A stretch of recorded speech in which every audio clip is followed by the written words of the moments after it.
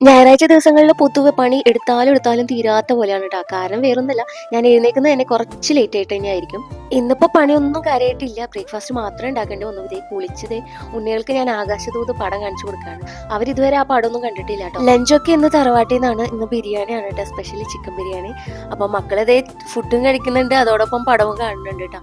അവരിത് കരയില്ല എന്നൊക്കെ പറഞ്ഞിട്ടാണ് പടമൊക്കെ കണ്ടത്. പക്ഷെ അവസാനം ഇപ്പൊ നല്ല കരച്ചിലായിരുന്നു കേട്ടോ. ഞങ്ങളുടെ വല്യാണ്ടിയുടെ വീട് മൂന്നുമുറിയാണ് കേട്ടോ. അപ്പൊ മൂന്നുമുറി ഷഷ്ടിക്ക് ഞങ്ങൾ ക്ഷണിച്ചിട്ടുണ്ട്. അപ്പൊ ഇന്ന് വൈകുന്നേരം ഞങ്ങൾ അങ്ങോട്ടേക്ക് പോയിട്ടുണ്ടായിരുന്നു.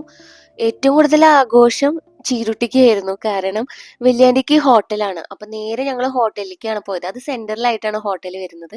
അപ്പൊ ഹോട്ടലിൽ നിന്ന് കഴിഞ്ഞാൽ നമുക്ക് ഇതെല്ലാം കാണാം. അപ്പൊ ഞങ്ങൾ കറക്റ്റ് ടൈമിലാണ് എത്തിയിട്ടുണ്ടായിരുന്നത്.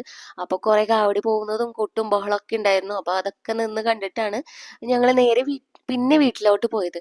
ചീരുട്ടി കൊട്ടൊക്കെ വന്നപ്പോ ഭയങ്കര ടിസ്റ്റഡിയായിരുന്നു കേട്ടോ. കളി എന്ന് പറഞ്ഞു കഴിഞ്ഞാൽ അമ്മാതിരി കളിയായിരുന്നു. ഇത് കഴിഞ്ഞ് വീട്ടിൽ ചെന്നപ്പോഴാണ് അച്ഛന്റെയും പാപ്പന്റെയും അമ്മാമ്മയുടെയും ഒക്കെ കുട്ടിക്കാലത്തെ ഫോട്ടോസുകൾ കാണുന്നത്.